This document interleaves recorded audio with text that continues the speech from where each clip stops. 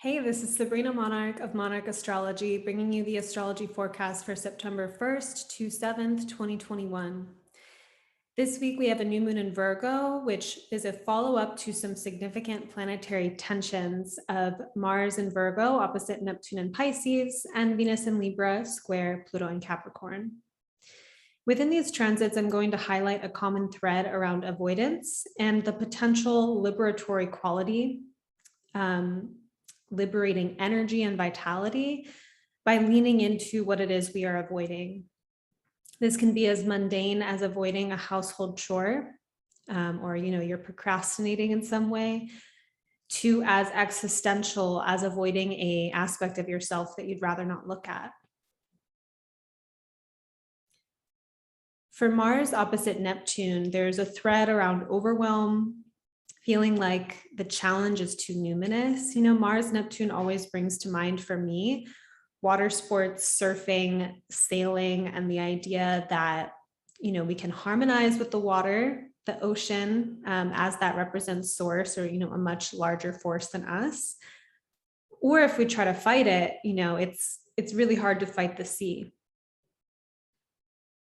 And then for Venus square Pluto, there could be avoidance around claiming our shadow content and then projecting it outward. And Virgo, the sign where our new moon is about tending to the details. Things we may find cumbersome, but are actually portals into simply being here in this life more deeply. So Virgo relates to these details, these kind of particularities. And in Pisces, we get to be in this space of everything's okay, everything's working out, trust the flow, let go and let God, and that's one dimension of our existence. But then there's also the side where we have to put one foot in front of the other, or take steps, or show up for whatever it is that we are being tasked or asked to do, that helps keep life in flow and in function. So, that meme where there's like a dog drinking coffee or something in a room that's on fire, and the dog's just like, everything's fine. That's kind of like Virgo neglect. Like, there is something that needs to be tended to. There is this house on fire. What are we going to do? Is this a moment to let go and let God? And it's an interesting tension, because at the other extreme, when there's too much Virgo, we can be hypervigilant and unable to receive the cosmic flow of like higher forces of energy, which would actually be more like that image I was using earlier of surfing, where you're showing up for the particular act, like there's particular skills that go into surfing. I wouldn't know personally. I've never surfed, but I know it's not something that you just hop on and do. Like, it's a skill. But then you're carried by this larger wave. So there's some kind of collaboration between our effort and grace. And this week may offer breakthroughs as we look our resistance right in the face. At a more alchemical level, the philosophy and practice of existential kink via Carolyn Elliott comes to mind, literally going so far as to get off on the little patterns that we enact, or that we, are consistently engaging or feel are coming our way. These things that we hate, which is to then, if we get off to that, radically claim the shadow content we normally try to run away from at the conscious level, but like on some level unconsciously. So I was just kind of engaged in this way of, I write these forecasts on Saturday, I write the intro and record on Monday. So I have this little window of time in between. And so I was thinking about avoidance, right? And really disliking the experience of disappointment and wanting anything but to not experience that. And so when I actually went as far as to indulge in getting off on my disappointment, I ended up laughing a lot and seeing Just that deeper part of me that likes it. And, a part of me actually really hates it. Like, I don't want to be disappointed, right? But there was an alchemical portal in that, all the different ways I try to run from disappointment, all the ways I try to create circumstances that, will make my dreams come true or something, and just to like actually dive into this feeling state that I hate, and this part of my life that I hate, but just to like fully drop into it. So here's a quote from an introduction to her work in existential kink. I'll leave the link from Carolyn Elliott. So it was a longer essay, but I just took this portion as a way to kind of like transmit the energy of it. Everything you don't like in your life is only there because a shadowy, unconscious part of you finds it deeply entertaining. Not just entertaining, but compelling, fascinating, hot. Yes, I mean everything. The money hangups, the romantic hangups, the disappointments with friends, the career frustrations, the creative blocks, all the personal don't like situations. All of them arise out of unconscious enjoyments that we've driven into our shadow because they're not socially acceptable. Unconscious enjoyments of very taboo things like scarcity, rejection, and humiliation. And the news from the Holy Grail of the ecstatic mother is this: you can easily get everything you want in life if only you're willing to truly, deliberately get off on the situations you don't like. Wait, what? You're saying if I'm experiencing scarcity, rejection, humiliation, it's because some part of me likes it? That's fucked up. Yes, that's what I'm saying. And no, it's not really fucked up. It's just human nature. We're wired to attach pleasure to frustration so that our psyches can endure the frustration. There's nothing special or unique about secretly savoring feeling wronged by the world. We all do it. It's just that those of us who are willing to own up to it have the power to do something about it. Specifically, we have the power to actually evolve our consciousness. So that's from Carolyn Elliott, and I'll leave the link to the longer form article below. So before I get into our week and all these different forms of, there's some tensions this week, right? So we're going to talk about that and some ways to lean in. I'm going to share a few announcements. One is that you can get on my mailing list. That is a great way to stay in touch with me, find out when my courses are open for enrollment, which the Evolutionary Astrology Intensive, by the way, is. It's a way to get the forecast delivered to you every week in written form with the link to the YouTube as well. And you can also find me on Instagram at Sabrina Monarch. I like to, come onto stories and talk and share posts there. So, you can follow me there. The Evolutionary Astrology Intensive is beginning again in November. Enrollment is currently open, and this is a comprehensive deep dive online course giving you the foundations to evolutionary astrology. I designed this course some years back, and it just keeps getting better and better. I designed it to be like a portal or an initiation into having a deep personal relationship with astrology, something where you're mapping your own inner world, your own experiences to the language of astrology, so that it's not just something out there, something abstract, but something that's deeply felt, and that you can connect to all of the archetypes and the planets, regardless of how prominent they are in your chart. We do learn, of course, the technical stuff. We dive into Pluto and the lunar nodes and get deeper into aspect theory even. But there's an overall kind of pulse of the course that's, I think, very humanistic, very transpersonal. And it is a pretty beloved course. If you read the course page with the student testimonials, you'll see just how deeply transformational it's been. So you can find the link to the course page where you can read more and enroll in the notes. And of course, you can reach out to me over email, sabrina@monarchastrology.com. If you have personal questions for how this course might connect to where you are in your astrology journey. It is an all levels course. It is stimulating for advanced students, and it's also comprehensive and introductory enough for beginners. I would say that the course, if you're watching this forecast, if you interact with my work, you're in the field of resonance for this course. It's like there's a kind of way that I speak about astrology that you pick up from the forecasts, and that's explored in like a building block fundamentals entrance into like how you can be fluent in this language for yourself here in this course. And then my novel, The Garden of Sleeping Hammers, is out. You can purchase it right now through Barnes & Noble, hardcover or paperback. That is also linked in the notes. So let me get back to our week.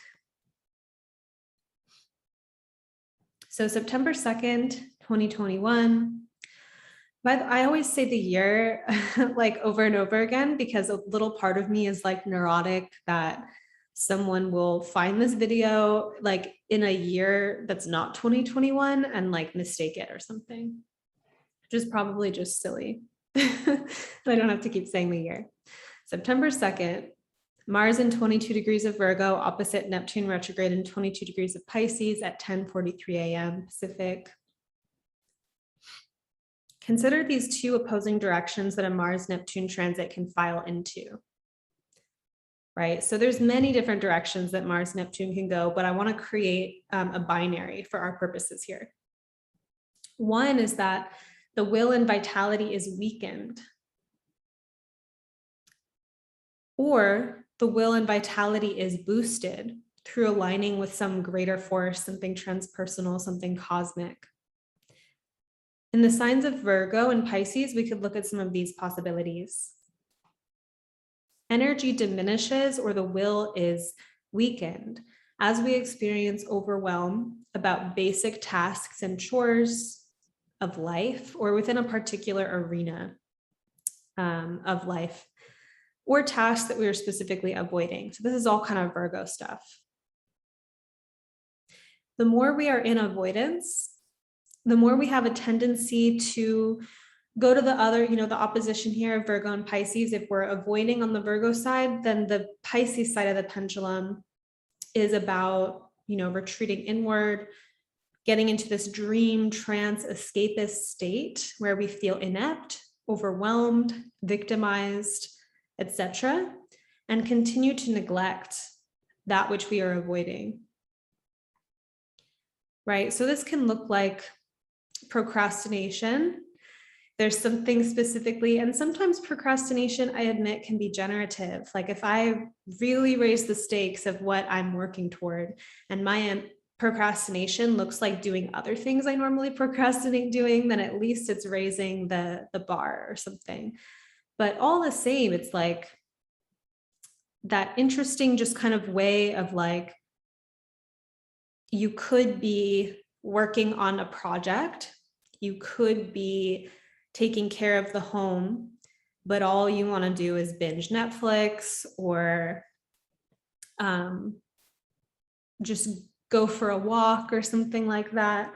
And while we do need rest and we do need restoration, think about when these two things are split, where it's like the overwhelm that you feel related to not doing something that you don't want to do is like sending you into this escapee kind of place. And we may particularly retrieve energy or vitality through facing what it is we are avoiding. With Mars and Virgo, the personal will may be tasked at this moment to become more discerning, clear, or skillful in relationship to a situation we perceive as colossal, overwhelming, or nebulous, Neptune and Pisces. So this is actually also relating to victim mindset, where we feel like we're just inept, too overwhelmed, we can't do it, and we're really kind of like hit over by that tidal wave, and it's just like, no, like I can't do it, too much, like that kind of energy.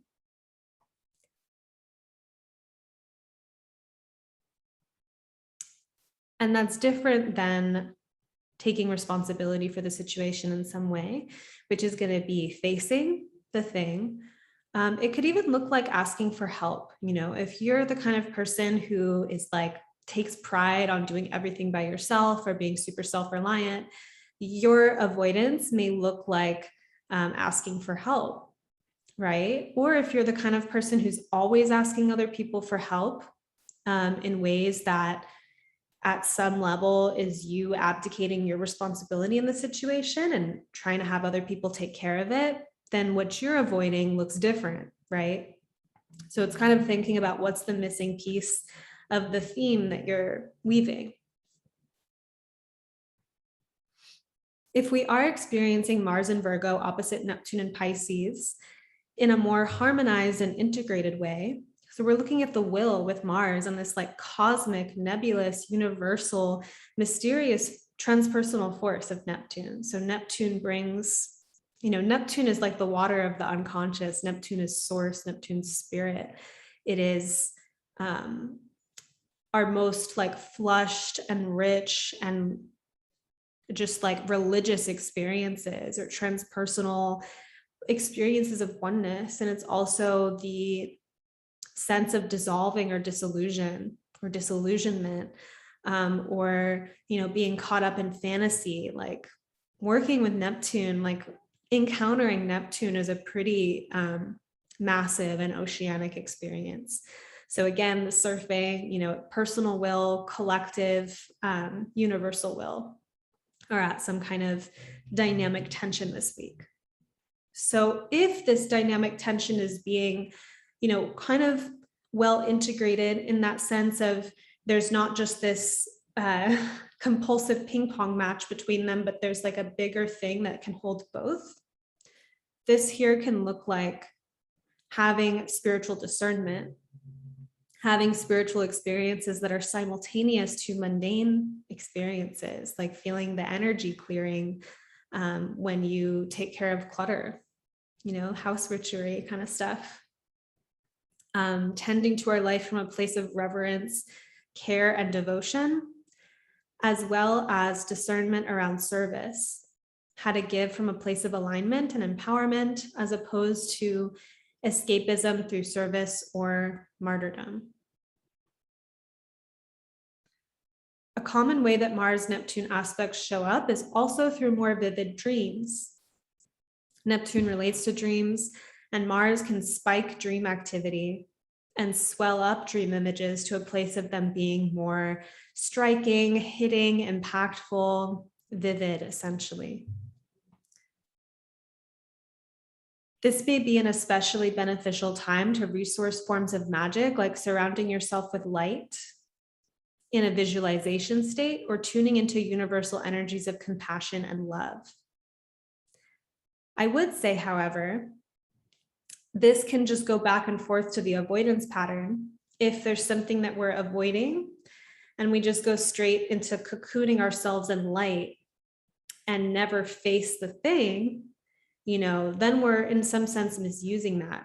And a lot of people will criticize, new age stuff or love and light, all that kind of stuff, that they'll deeply critique it, which is such a Virgo thing, because it's like, well, you're avoiding the facts of life, you're avoiding reality, you're neglecting, the darker side of life and all of that. And it's like, what if this dynamic tension was actually held better, where it's like you resource yourself with that level of restoration and comfort,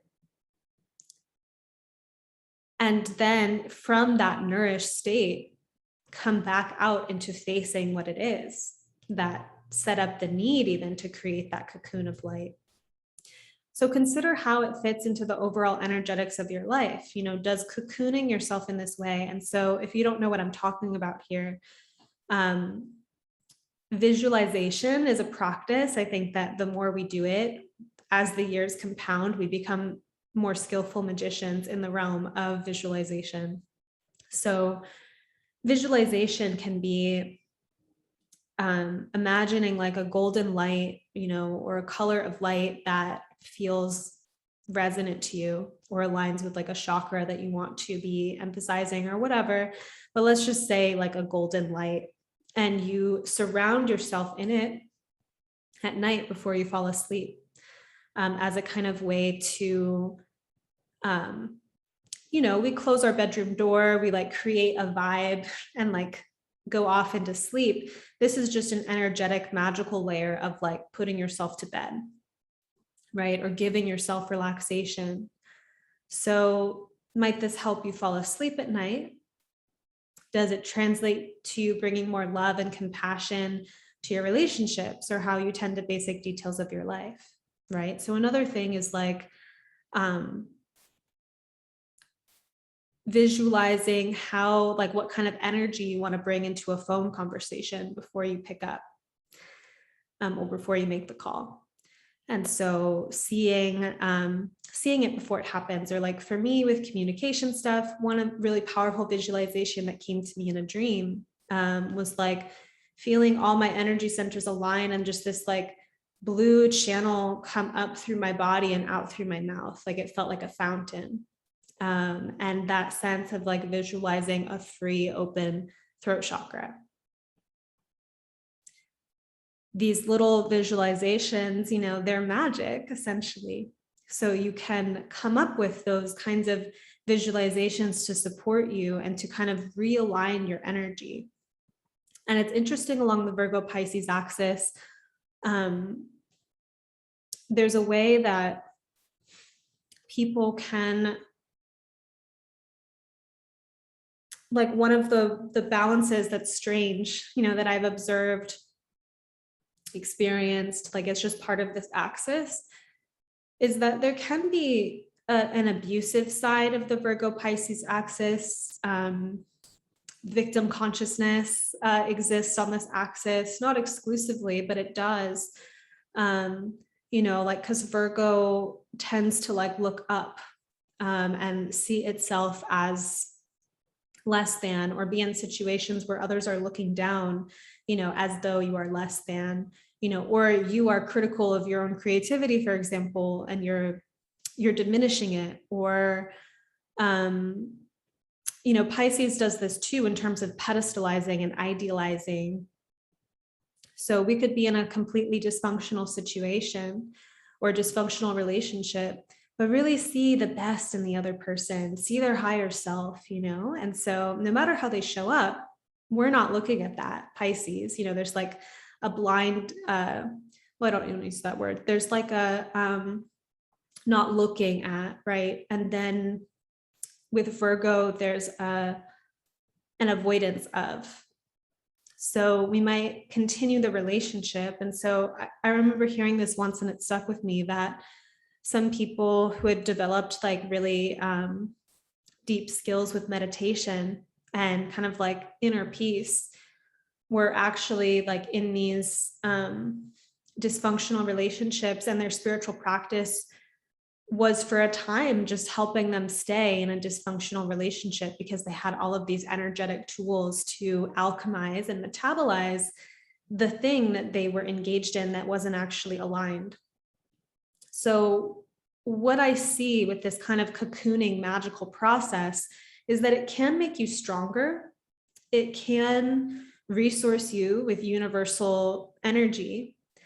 But if you're using that to maintain the status quo of a dysfunctional situation, it's like not the best, right? And so we'll have these moments, if that's the practice that we're in, like let's say we are in some kind of crisis Virgo situation and we work with magic and opening to spirit and we resource ourselves in that way, eventually the deeper alchemy is not just coping, it's making a change in the situation.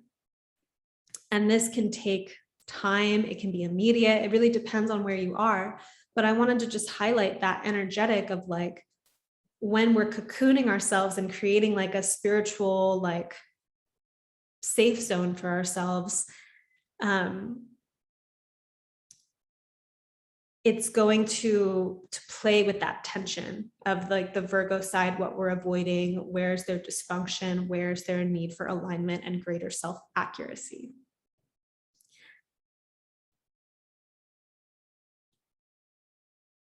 So in states of active trauma or dysregulation, cocooning into a safe place may be a way to resource ourselves back to a neutral place or like a well-resourced place. This kind of retreat, as I was saying, can be misused. However, if it becomes a way to wall ourselves off from life or from situations that we could grow through or be courageous, Mars, in a more integrated way, cocooning or surrounding ourselves with light is an integral part of how we participate in the world. Present with a greater spiritual resource as opposed to being mired in our untended anxiety and fear, right? And so that's important in this cultural climate as well, in the sense that a lot of people's nervous systems are really deeply taxed. You know, like it's the age of information. We are present to not just our local news or like local environment anymore, but we're present, privy to the suffering of the globe at a much more immediate level in terms of the information that we have access to. And bearing that in mind, and I literally mean that, bearing that information in mind, that's a lot for the nervous system. And so I think that this process, you know, this dynamic tension where there's some people that are like deep in the front lines of facing these things, and there's a burnout that can come from that, and often a need for spiritual practice, right? Or there's people that go off into their own magical spiritual realm, and that's deeply criticized by the people that are really holding the pole of being present for the calamities in the world. And I think that there's an interesting, like, what if the way that we cocoon and resource ourselves with universal energy, like that energy is essentially going to work us at a psychospiritual level, right? Like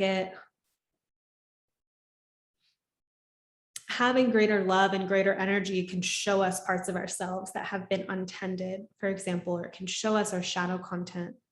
And I just think there's something particularly magical about going into those places and resourcing ourselves and then showing up in community, in relationship with that universal energy that we are tapped into.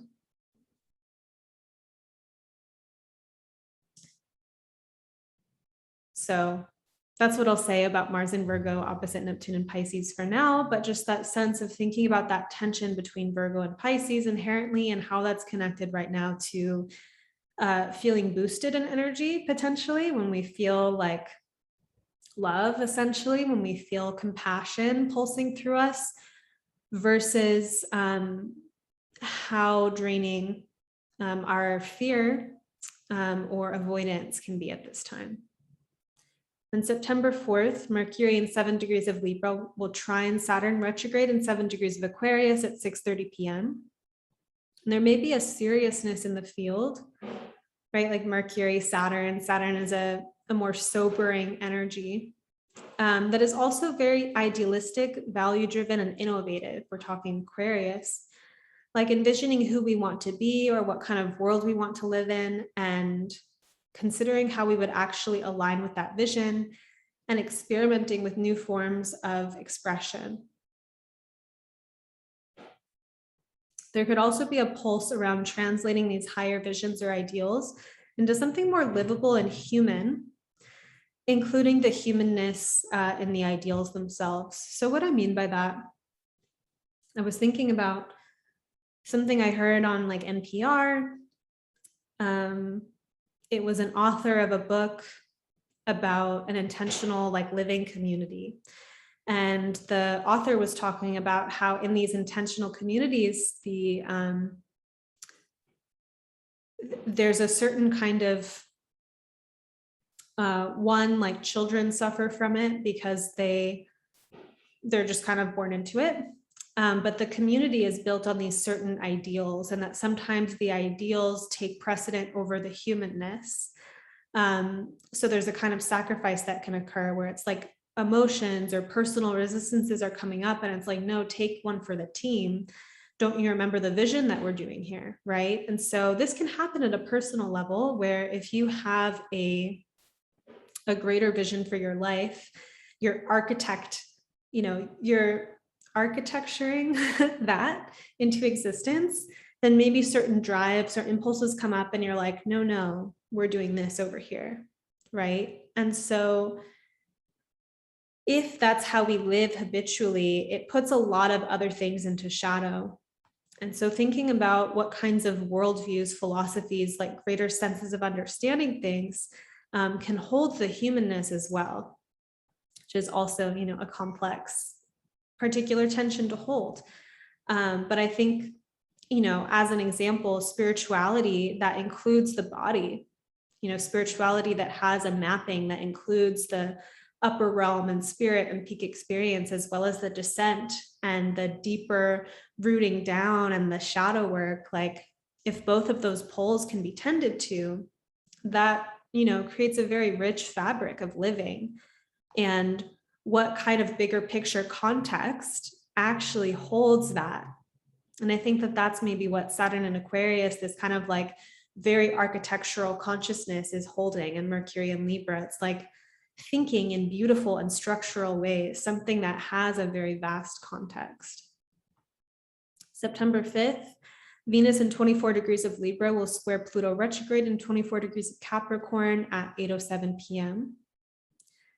So one thing I tuned into with this, and something that I see, and I'm definitely not alone in seeing this, is that there is a rise of the feminine on the planet.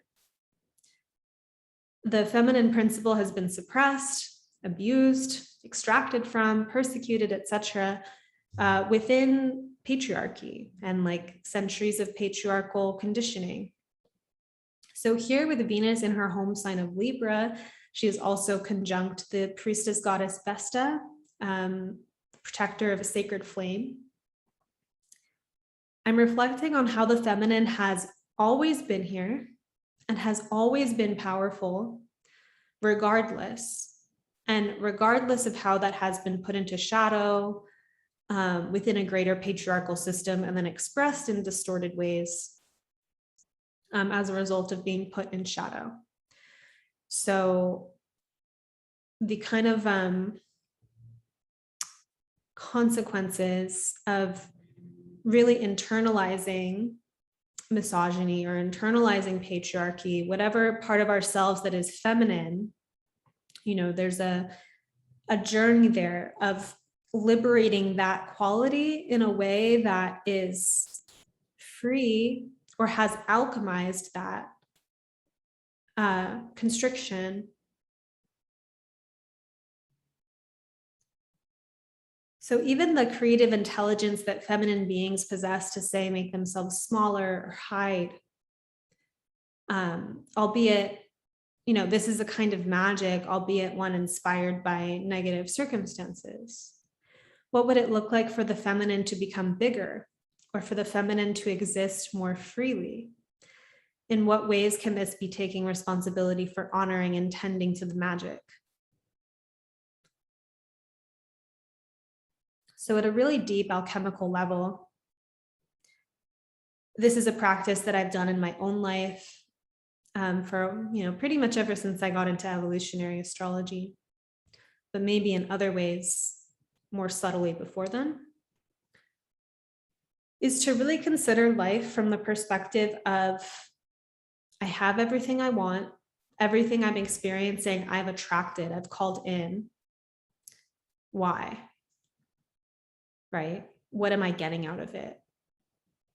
And this type of thinking is very controversial, and it's definitely not for leveraging in a way to justify suffering in the world and like, oh, they karmically called it in. Total misuse of it. For me, it's very personal. It's very personal, power oriented, and I share it with people who want to be on that path themselves as well. Because what it is it's like looking deep into yourself, like deep into a well where you are so much more than this lifetime, this current avatar of your incarnation. And you think about yourself as like an alchemical adventurer. It's like, why did I jump into this particular circumstance? What's it for? right? And so thinking about our particular kind of magic, this was why I was thinking like Venus in Libra, like she's at home, she's in her realm, facing off in this confrontational thing with this kind of like collective shadow. So just thinking about, why does our personal power, in whatever ways it has been distorted or suppressed, in what way was the walls that we came up against, the conditions we came up against, part of that alchemical journey for ourselves? This square between Venus and Pluto is a last quarter square. And the last quarter square represents a crisis in consciousness, as well as the capacity to break through the conditioning of the past and be creative in a truly novel or liberating way. So where we feel the call to uplift and honor the feminine, it may occur in ways that are outside of the old system, as opposed to just turning the same system upside down or turning victim to persecutor. For example, even the concept of smashing the patriarchy is energetically born of patriarchal consciousness. And yes, this is my judgment here, but it's still carrying the energetic of domination and control. Like, I think that the other kind of energetic that's being sought out, that is different than the kind of cultural construct that patriarchy is, feminine forms of destruction are, one example I think is like when something is so true, like the force of truth itself, killing off the ego.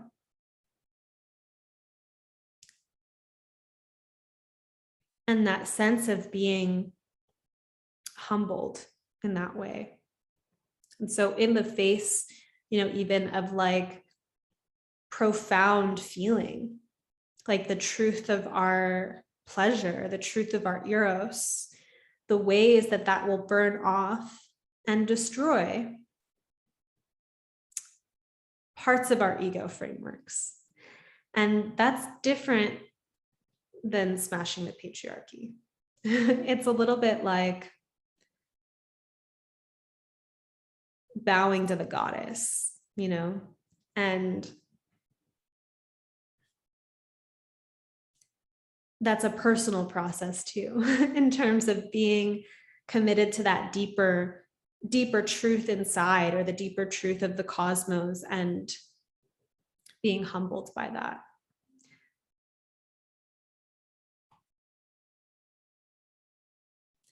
At an inner or personal level, this transit could bring up inner tensions around where we are powerful and always have been, and how this power has been distorted through cultural conditioning, Pluto and Capricorn, that we have previously colluded with in ignorance or by choice. What would it mean to hold the tension of this reclaimed power or inner truth without the need for demonization?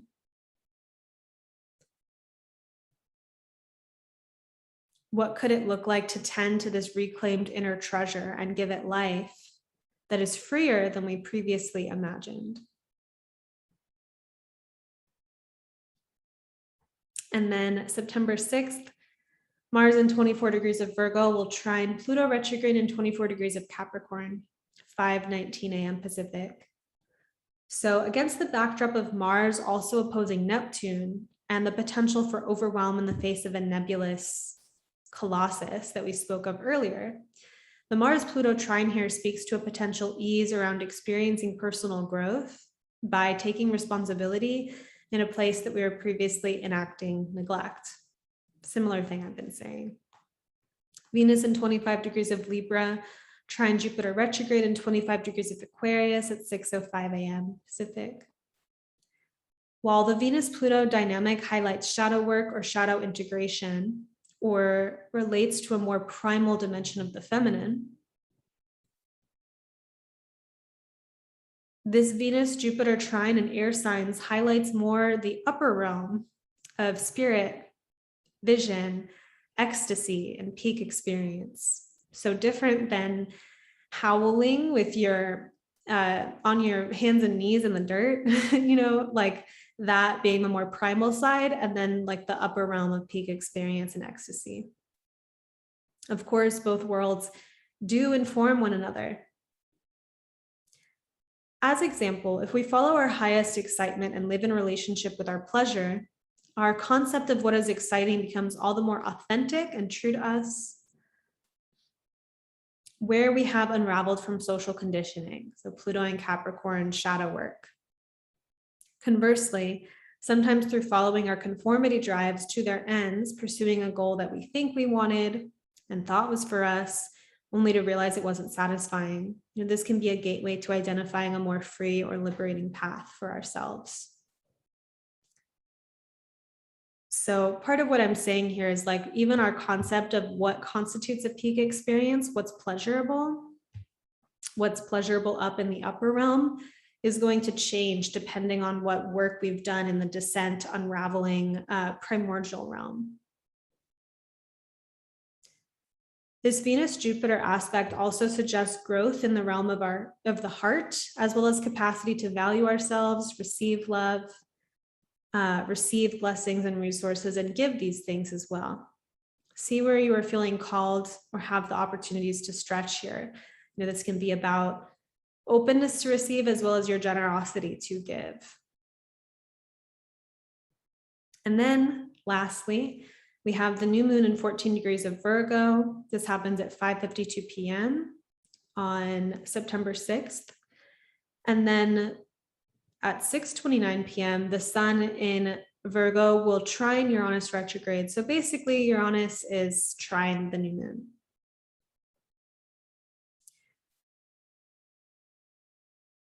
There's a phenomenon that we can resist or avoid what's actually good for us. We're avoiding a chore only to realize how much flow or energy engaging it opens up. We're avoiding a new level of intimacy with ourselves only to feel the incredible opening and depth of that space when we touch it. We're avoiding a big opportunity out of fear only to feel alive when we lean into life. Conceptually, we may deprive these portal moments, which is, the portal of leaning into the avoidance. We deprive these portal moments of value because we have an idea about them that results in us overlooking them. This is going to be a leap, but follow my logic. Much of our cosmological, religious, philosophical history contains threads of splitting the mind and spirit with the body.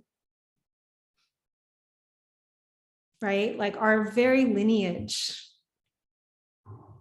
comes from this privileging of mind over matter,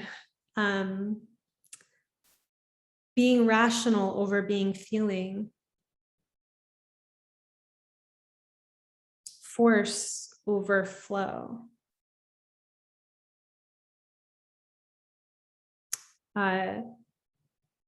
Colonization in the sense of taking over lands and like the inner kind of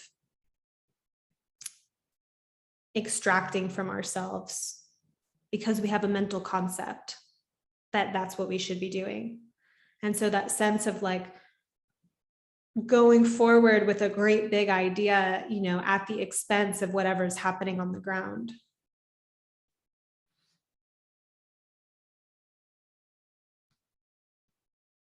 A concept of being good that is not not giving into the temptations of the body, sexual shame, which you may have encountered very directly in your religious upbringing, or it may just be part of the culture.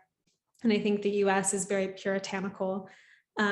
So depending on where you are, how you were raised, your culture, all of that. But there's this great lineage of, man over nature, mind over body, right? So this split has often privileged the mind or spirit, and at extremes, demonize the body, connecting the body to lower drives, impurity, sin, all of this. And what if this pattern is just a profound form of resistance? Even if you take the view, like I do, that the soul reincarnates and inhabits multiple bodies, joining more deeply with the body in this life is like making the choice to incarnate even deeper and thus actually really be here. You know, it's kind of like, why get so full into this incarnation if I'm just going to die and enter a different body? It's disposable. As opposed to like, well, we're here now. This is who we are. This is like our lifetime now. So going way deep into it. Kind of same Virgo logic of like, why sweep the floor if they're just going to get dirty and I'm going to have to sweep again? Like that sense of overlooking the temporary in favor of something eternal, as opposed to really honoring the way that the eternal and the temporary bond, and there's like a alchemical union in that both grow richer because of the other. So keep following my logic. When we resist tasks or chores or things that require our attention in this life, this is another fractal form of avoiding actually being here. Here's a vessel of a situation that I'm refusing to pour my energy and attention into, right? And you can have value systems and things that you don't give your energy to, things that you don't invest in. And there's a discernment in that. I'm talking about something that is there for you, but is being avoided by you. So as we take the leap and give ourselves to the process, the craft, the task, the thing we're avoiding in ourselves, it can actually open up a deeper experience that feels spiritual, even though the act itself may not actually be like that spiritual in nature according to our normal mental schema. This is akin to setting up an altar or creating a ritual space. The physical creation of the space or the concrete activities that signal the ritual opening create an invitation for spirit to enter. This lunation trines Uranus and Taurus, further emphasizing this portal concept that through simple or basic acts, new worlds can be contacted. With an embodiment, just interacting more deeply with the body, with the soma, with what is already present here, and getting deeper into the texture of the sensations and the aliveness within us, we enter into deeper layers of self-gnosis. Cultivating our environment or tending to the details of our lives, we experience new layers of radical belonging in our nervous system, in the way that we are from a realm of potential or disembodied potential, bringing it down into the earth, or bringing it down into the body, or bringing it down into the way that we are giving life to the things in our world. So I hope that you enjoyed. I forgot to say at the beginning to please like this video and comment, let me know what you think. Subscribe to my channel, hit the notification bell so that you get notified when videos come out. And do check out the Evolutionary Astrology Intensive. We begin in November. Enrollment's open. And I'm really excited to begin this journey with a new group of you who are feeling called. So much love. Happy new moon.